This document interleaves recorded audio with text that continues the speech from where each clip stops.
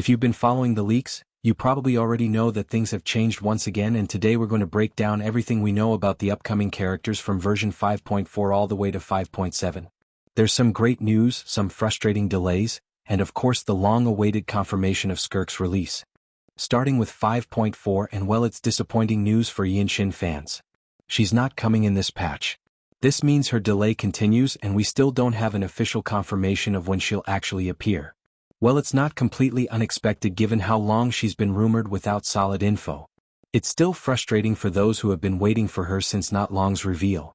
Instead, Yuma Mizuki is the only new character in version 5.4. After all the confusion, Hoyoverse has finally announced Yuma Mizuki as the new 5-star character coming in version 5.4. She is an Anemo Catalyst user from Inazuma. With this announcement, it seems like the entire character drip marketing wasn't delayed for a full week after all. It's still odd that they didn't reveal her earlier, but at least we now have confirmation that she's coming. Now, the big question is she going to be a standard banner character? That's something we'll have to wait for more details on, but considering how much speculation there has been around her, the possibility is definitely there. Now, 5.5 is looking massive. According to Flying Flame, we might be getting a map expansion, which already makes this an important update, but beyond that, we are getting 3 new characters, which is more than we usually see in a single patch. First up, Genshin is finally expected to appear here. She's rumored to be an Electro Polearm user, but there's still uncertainty about her rarity. That said, Hoyoverse has surprised us before, so we'll have to wait for confirmation. Then we have Verisa, an Electro Cowgirl. And from what we know, she's most likely a 5-star. Given the unique theme, she could be a really interesting unit, possibly introducing a new playstyle.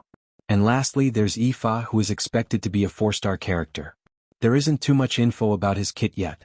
Now, 5.6 is where things get really interesting, because we're finally getting a new Mondstadt character.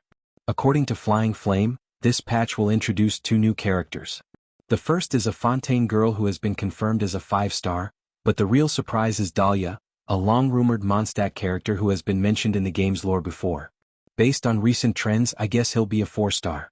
Now, let's talk about the big one, because 5.7 is when Skirk finally becomes playable.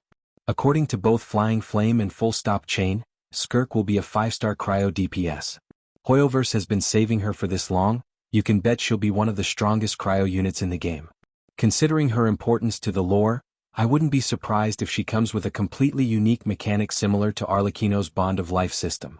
Whether or not she shakes up the meta, she's definitely one of the most anticipated characters in years, and I know a lot of players will be saving all their primo gems for her. So that's the full updated lineup. Personally, I will save for Skirk and skip this patches. Tell me about your plans in the comments.